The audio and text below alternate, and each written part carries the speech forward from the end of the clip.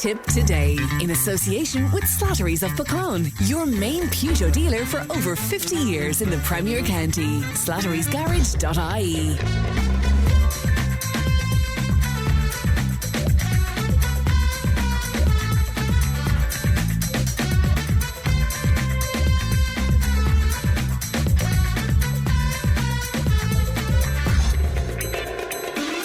Good morning, welcome along to Tip Today, 1800 938 007. That's our free phone number. It won't cost you if you'd like to make a call to us. And Leanne is producing today. Coming up on the show this morning, Johnny Luby is live in the house. We'll be talking to him in just a few moments' time. A big change in the weather is forecast over the coming days. We'll hear from Cathal Nolan of Ireland's Weather Channel. A selfless act in Moneygall leaves a French family gobsmacked, and we'll talk about that as well. Councillor Shamie Morris will join us, and he's calling for modular housing on the Stream site outside of Nina. The Every 15 Minutes programme is an immersive experience designed to address the reality of teen drink driving in the States, and we started this conversation yesterday. Is it something that we should examine here? We'll talk about that again. Our Friday panel will be on board to unpack the hot topics of the week. So all of that and much, much more on the way. Let's have a glance at the front pages of some of your newspapers. The Irish Daily Mail, the main story on the Mail today: nearly 1 in 5 people will not be able to afford the cost of Christmas. A leading economist has warned some families will resort to delaying payment of their heating bills to pay for Christmas celebrations, the charity Barnardo's has said. The Irish Times, and it's dominated by a photograph of Pope Leo, along with the Turkish president upon his arrival for a meeting at the presidential palace in Ankara yesterday. The lead story on the Times, though, the number of eviction notices sent by landlords has increased by more than a third since the same time last year. Also on the Irish Times today, Dublin City Council has decided it will not remove the hundreds of tricolours erected by anti-immigration groups around the capital, and will instead launch initiatives to promote a deeper understanding of the Irish flag. The Irish Independent and their lead story today: employers have been warned they may face fines of up to €50,000 and imprisonment for breaching the rules of the new National My Future Fund pension scheme. Cafes, corner shops and other small firms will be among those least able to absorb the higher end of penalties. And finally, a look at the Irish Examiner. And again, the lead story there is a rather worrying one. They're telling us that more than half of Irish consumers have less money to spend this Christmas, with many planning to cut back on entertainment and gifts as worries over household finances increases even further. Also reading today on the Examiner that the number of tenants being told to leave their rented homes has risen by 35% in a year, new figures have said. But here's one that's going to annoy the hell out of you. The development of a National Children's Science Museum has been an absolute unmitigated disaster, with costs spiralling out of control. The Dáil's Public Accounts Committee has heard more than $4 million of public money has been spent over 22 years on a project that may never happened, PAC has been told, which is just incredible. And finally, the mother of a 16-year-old girl who died in University Hospital Limerick after missed opportunities in her care has said, "I wish no other family will have to go through what Niamh experienced inside of UHL." That's a look at what's making headlines on some of your newspapers today. If you want to make comment on any of that, we'd be delighted to hear from you. And again, you can text WhatsApp 083 311 3311. You can email tiptoday@tipfm.com. Johnny Luby is in the house and he's spreading his germs all over the studio. How you doing, Johnny? Yeah, I was clearing my throat for what's coming. That's right, yeah. You wanted to pick up about that story of the waste of money again on that Fran, project. Yeah, look, I'm a long way down the pecking order, but I keep saying that when you're spending somebody else's money, you don't give a continental hoot. Yeah. And that's been going on in most of the departments there in the government for a long number of years. It's an absolute scandal. We wouldn't know about it only before it comes on the paper there. Like those 14 steps or something put up again. Yeah, I heard Mary Lou talk about that. Yeah, was it £1 million? Yeah. Mother of God above tonight, Bob the Builder would actually do it for way less. You know, everybody seems to be jumping on the bandwagon. Just and waste. Yeah, then I just heard on Tip FM there when I coming in that they didn't know which department should be responsible for science. You'd imagine the educational department. Yeah. Department of Education should take that on board. It seems to be chaotic, the whole thing. Unreal is right. Yeah. Look, we'll talk about the Children's Hospital as well. Yeah. The Children's Hospital. I mean, 2.4 billion. And not one word about it at the moment. Yeah. And I don't even think there's a door gone into it.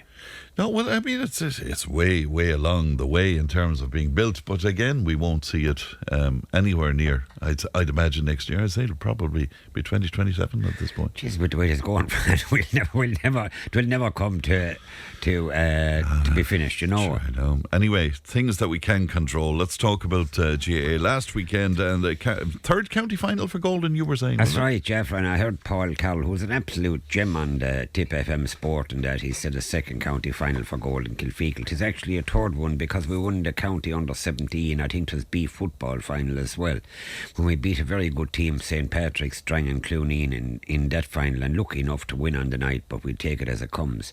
Last weekend the game was played in Feathert, and the conditions, they were marvellous on the pitch, but like the weather-wise, it was absolutely cruel. But for Golden Kilfeacle to beat the neighbours, Galtee Rovers, the scoring was low due to the weather. They beat them by a point. Now Galtee's could have won as well. They missed a few opportunities, but likewise with Golden Kilfeacle. I suppose what won it for Golden Kilfeacle was probably youth. Like they have a batch of youngsters coming through there that hopefully will stand to them in the next few years once they keep playing the game of hurling and football. And as I said, like Fran, to win the county intermediate final with maybe 6 or 7 youngsters on the team, and I think overall they had maybe 10 or 12 that played with Cashel Community School in their marvellous march to victory in the Harty Cup maybe a couple of years ago.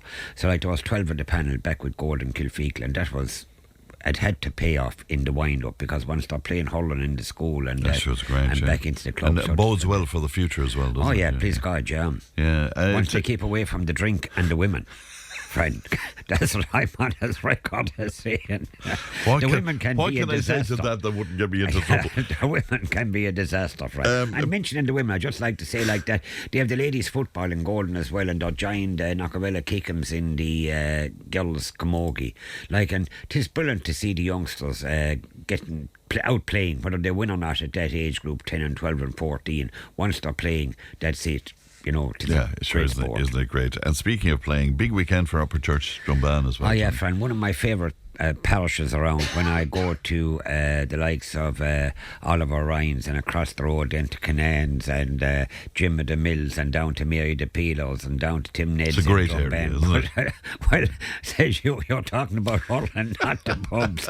But I was half tempted maybe to go up to Upper Church tomorrow evening when they're all gone to the Gaelic grounds in Limerick, and because the crack will be brilliant. You know, with lads that probably for one reason or another can't go. But look, they played the Clare champions, who were like Upper Church Strumban senior a couple of years ago. But Upper Church Strumban were probably favourites last year. Now they got beaten in a quarter. Didn't perform like they're performing this year. Cashel Kincormac's won it last year. They were got into the Munster final. I think they were beaten by Watergrass Hill. It was a desperate night down in Mallow or in Cork or wherever it was played. The weather was absolutely horrendous, and it possibly looks to be going to the same way this weekend as well. But as I said, the match is on the Gaelic grounds in Limerick, and the very best of luck to the lads who donned the black and amber, and they encourage everybody and every house to send a representative to Limerick tomorrow evening. It's only in the road, really. Come down from the hills and just look at the map of Ireland first and see where Limerick is. That's what I normally do. For sure. Tell Johnny it was an under 19B football the Golden won when they beat St Patrick's. You won't believe this, I knew that, but I was just wondering, was there anybody listening, you see? And when you say something wrong, then they'll all come in and say... It was a test. A test is right. Tom Baughan was on, and he wants Johnny to, if he's around this evening, could he make an appearance in Nina for the turning on of the lights. It's in Houston Estate, just behind Philly Ryan's Pub. You know Philly Ryan's Pub extremely well indeed. To my regret. And Tom says, yeah, and I'm sure Johnny is familiar with Phillies. It's in aid of hospice. It's 7 o'clock turn on, and if he was free, it'd be great. The brass band is going to be there, and Santa Claus will be there as well. So there you go. God. That's an invite for you. Yeah, years ago, Fran, in Thomastown in Golden, they had a band they'd play in the new year. They'd walk from Golden out to Conrines, which is now Trevor Salones in Thomastown. And they'd be playing the music there and the whole lot. But there was a fine big man, the Lord of mercy on him. They'd give him the drums to carry. And he was a lovely guy, and like passing the Fortney Road, and that he'd be banging the drums and the whole lot, and then they'd take a break there someplace. But anyway, I don't know how they done it, but didn't they fill up his drum with 2 or 3 buckets of sand? Stop. And this man now was 6'2" or 3", but any passing Thomastown Cross, and they'd be saying to him, hey lad, you're getting no tune out of that thing, I need to start hammering it. But them other days you get away with it, you know. You would indeed, for sure. Will you give a mention to Gertnahoe Community Hall? They're holding their special Black Saturday bingo tomorrow at 4 p.m. 4,400 in prize money, including a special €800 game and a free game for €400, and everybody's welcome, including Johnny. By God, Fran, yeah, you know, and if I went that far, wouldn't I have to go to the bloody hen house? You'd have to go to the Now, I'm threatening every bloody week I pick up the Nationalist or the South Tip Echo or the Tipperary Star to go to the bingo in Glengould, but look. Yeah. I love the way all the geography of Tipperary, where you're concerned, involves a pub. Yeah. The moment I mentioned the place, the name of the pub straight away. Yeah, somebody came into Shawnee in the bridge and they said, have you a 00, we'll just say whatever drink it was. Yeah. And Shawnee says, I haven't, no, but he says, I have such a thing. So a man and he went out to the toilet and we went out and said, Shawnee, it's like the woman that came into a shop. Remember years ago there was half a shop and half a pub. I do. And she came in and she said, have you toilet paper? And your man said, no. He says, we haven't. He said, but we have sandpaper.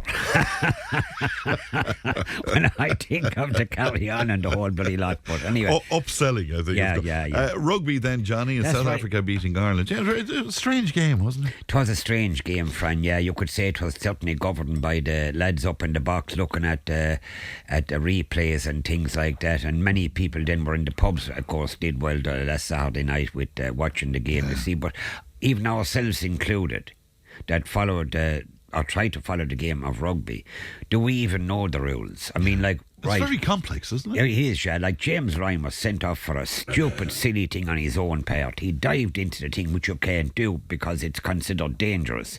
So he got a yellow card, but that was upgraded to red, so he was gone. But now with the rules of rugby, after 20 minutes then, when you can bring on a player. Before you couldn't. You had to play for the entire game then with maybe 14 players.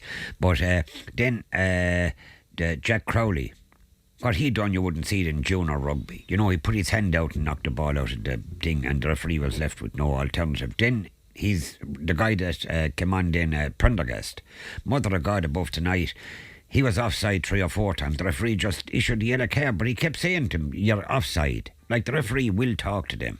Because there was a lot of criticism about the referee, but are you saying that the decisions were largely justified? Once they went back and showed it, Frank, it was plain to see. Yeah. You know. And somebody else said there should have even been more penalties. Yeah. Well, I heard him, and then the paper said they're looking for, we'll say, for a good to grasp onto straws to see what have we for the future. They said that, like, whilst Ireland were down to 12 or 13, they did perform admirably, which they did, and they prevented the South Africans scoring and the whole lot. And they finished up by saying Ireland won the second half by a pint. But, like, we all know, like, there's 2 halves. South Africa won it overall, and they had powerful men. They steamrolled Ireland. I never played it. I played outside in the backs, but I never got caught inside in the forwards. But like we'll say, friend, like yourself now would have made a good prop forward. Oh, no. Why do you say that? I'm just saying, like, you need a strong type of lads. You're talking about weight now. I'm not really. But, that's the way the play has gone. And South Africa, I mean, once you're dominating the scrums, mother of God above tonight, the referee is going to penalise you, and that is it. And our front row were under savage pressure. You know, Tyg Burden is the one guy that made the world the world team of the best 15 players in the world. Right. And a wonderful player. But of course, Munster are out this weekend. I think they play in Thomond Park against the South African crowd. That's probably on television. And the following week, then they travel over to a place called Bath. It's some place in London, and they play the first round of the Heineken Cup there. So it's all systems go. All systems go. Do you play dart, by the way? Because we were asked to give a shout out to Stephen Rosney from Nina. He's taking to the stage at the Lakeside on Sunday in the World Darts Championship, and Stephen's game will be shown live on channel SC4 from 12:30, and we wish him every success as he flies the flag for Ireland against Scotland. Well done. Tis wonderful. Yeah, isn't it just? Christ, and Fran, look, again, there's a request in from Lacey's in Ballydyne there, where you get the free pint if you support the Borlahan draw for a car, 3 for 50. But Lacey's in Ballydyne, they'd love to see you on a Thursday night for rings. Did you ever play rings? God, I did, but you're not for 50 years. Yeah, well, I did. I told Betty, I said, look, I heard Fran Curry was decent enough at the rings. Lord of the Rings. Lord of the Rings. So, they played there on a Thursday night. Fran, it's a great game. Is it? Yeah. Oh, God above tonight. So there you are now. Isn't that big? But Robert and the Chipper. Oh, that's right. Yeah, we called back to Robert and the Chipper there after watching a match in Holy Cross there in Glasheen's between Ireland and South Africa, I think it was, or I don't know. Yeah, probably something like that. Yeah. But Eddie and all the lads are there to counter, like, they loved all crack and things like that. So I said, that's it. Come on. Who was driving the other night? It doesn't make any difference anyway. I said, we're heading for Robert, the Chipper van in Clonoulty. So he said, will you give me a shout out again? I said, I will. Yeah, we were talking away for a couple of minutes. He gave me a burger and a chip. Compliments of Robert. So anyway, he top class guy. He was right good at the handball. Now, Robert was good at a lot of things. But he was good at handball. He was good at handball as well. He played it in the jockey years ago when they had nothing to do. But he played with a guy called Jimmy Curry. Oh, God, my uncle Jimmy. Yeah. And seemingly he was top class at the handball. He was very good handballer, yeah. Really, really good handballer, yeah. My God. And Fran, you have no interest in the sport, really? None whatsoever. I'd be afraid of breaking a nail. Yeah, it's amazing, isn't it? But you would like the game of rings. That'd be about as... Yeah, you wouldn't do it cards now because you're too honest. I'm not sure about that. I'd be afraid of cards. Yeah. I'd be afraid of them. Oh, you get hit, Fran. I'd get hooked on them as well. Yeah, but you get hit as well, which is worse. Why did you hit him? Why didn't you let him off? Well, Nellie invited me loads of times to play cards. Nellie O'Connor. Oh, in Kilfeacle. Oh, jeez, I'll tell you, some woman is winking and nodding. I'll tell you that. I suppose, yeah. Is there horse racing happening? That's right, yeah, friend. Did horse racing yesterday in Tullis. Fine crowd there. Started off with Willie Mullins, of course, had 2 horses in the first race, and his big favourite was 7-1 on, which is put down €7 to win 1. And he got beaten by the stablemate at 6-1 against. So they started off on a bright note there with Mullins' horse are tipping away now and Gordon Elliott is flying it. But their big meeting, of course, is December the 20th, which is the Saturday before Christmas. I think it's the only race meeting in Ireland. So there'll be a huge crowd in Tullis. And it's a magnificence. I know there was talk during the year about closing it and the whole lot, but it would be an awful pity because they have tremendous facilities there, maybe a half acre of Termacadam and the whole lot. They put a lot of work into it. So hopefully that... hopefully indeed. You know, I met Aidan O'Brien last Friday night at the Chamber Awards. He got the presidential award. Such a lovely fella. Oh, I mean, top class. Talking about down to earth, and you know. That's right, yeah. I remember one time years ago when he's young fellas, I think they were playing rugby with Featherton. They came over to our Cashel, one of the clubs, and they came over to Kilfeacle. It was under 10 or 11 rugby, but we had a photo of a couple of people up on the wall, horse trainers. Now, that's all the matter, they're dead now and gone the Lord to Messingham, but they were good to our rugby club years ago. And Aidan O'Brien looked at the wall, I said, and I remember well, I just said to him, I said, Aidan, we can never put your photo up on that wall. I said, you're too honest you're too honest to come on that wall. Bernie Curley was one of them, top class guy, and that, but they were the days. A lovely guy, and look, a great employer. Absolutely. You know, and Mother of God above tonight, he'd do anything to stay in Ballydial the whole time and no holidays abroad. A global success. Yeah, global success. You know. The Raceway in Rose Green? That's right, Jeff, and tomorrow week, Saturday evening week, it's the final meeting of the year. So I definitely hope to be there, please God. And of course, they've all the usual bangers and everything else out racing. I'll know more about it during the week when the texts come through. But tonight, of course, Fran, this weekend, tonight is the big night in Clarehan. Huge. What's happening in Clarehan? Is They this have at the the furlong? light up Clarehan. Oh, right, okay. Friday night, and that starts there. And of course, Harneys have all the Christmas lights going and music and everything else. And tomorrow, then at 5 o'clock, all the cars, prams, bikes, you name it. So you could bring on the grandchild's pram and just only shove it around with a torch. So that's all in need of seesaw, and then they have brilliant. Santa Claus on Sunday at 1 o'clock there as well, below in the community centre. So look, it's a tremendous weekend. If you go into the Facebook, Johnny. page, whatever it is. Yeah, but one of that page. You're really up on social media, aren't yeah, you? just look for Clarehan. Clarehan, yeah, and that's it. All right, and Duella, of course, is flying as That's well. right, What's happening there? the Horse and Hound, the great area around on the church, of course, we go there now and again as well. And, of course, they have their tractor run, which is a huge thing for Duella, to do it for the Skull Cormac in Cashel. I mean, like, they're not doing it for an area in their own parish, with, say, the charity. They're doing it for Skull Cormac, where they assemble at the Martin Care on tomorrow evening week at 4:30 there for joining up the tractor run and all of that. It'll be absolutely fantastic, and to see Skull Cormac being in their minds as well, and great, everything else.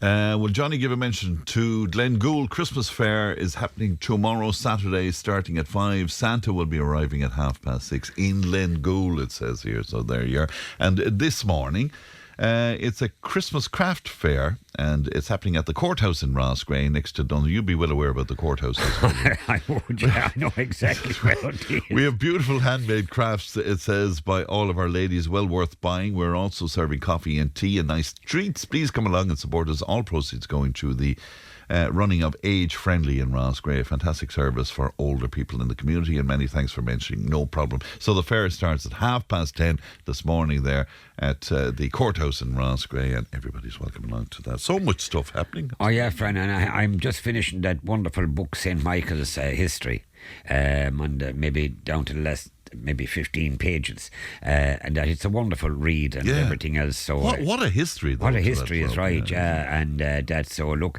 the book can be got at Fitzpatrick's or any of the committee members, but it is a great read. Look, and I know there's plenty of soccer clubs out there, and that would support. They'd all support each other at the end of the day. But it is a great read for anybody there in Tipperary town, followers of St. Michael's. Just go and buy the book. Very good. There's a social dance happening in aid of motor neuron disease tomorrow as well, and that's happening in Nina, and it's run there by Mary Lynch as well, who wanted to mention this morning too. Yeah, and Fran, wasn't it amazing that we were looking at the Irish girls that were playing, was it under 17 or 19 soccer abroad, and they were standing for the national anthem, and lo and behold, they played God Save the King. They did not. They did, yeah. So for the Irish national Are you anthem. serious? Yeah. So it will just go to show you what the opposition think of Ireland. But fair play to the girls. When they finished God Save the King, they started off. They sang Around the Bean. Around the Bean, yeah. Well, I just somebody said that. They said Sinn Fianna Fáil and Fine Gael and the coalition, and just to cover everybody. Listen, before I let you go, fox hunting. Do you want to have a word, because it's been a big topic of discussion during the week? The South, or the tips today were out in Kilfeacle on Saturday last. And that a fine old crowd there. They do many things for charity as well. And I'm not. This is a hunt. I know it is a hunt, and they do collections for charity, and they're involved in charity and everything else. But look, it's part and parcel of an Irish thing. The hunting has gone completely from what it used to be. Most of it is done off the road now, and now and again they might go through along the butt of a few ditches and that. But the fox is certainly safe. There's no, once a fox is in his own environment, that I see nothing at all myself. I see nothing wrong. There was a lady here. You're going to cause war now again. You know I know, but Fran, listen to me. Look, don't even take the calls. Just say, listen, lads, say it's over and done with. But there was this lovely lady from Clonmel, and she just said, do you know which way the hounds are gone? I said, they're going off that way, and points down the road. And she said, you the man on the radio. I said, Yeah, well, I said, you're the man, you're Johnny Luby. I said, I am, yeah. She said to the young man, maybe 12 or 13, and she was on a pony, and she said, hold on there 1 second. She said, this is a very important photo. So she said, that'll do me for the season.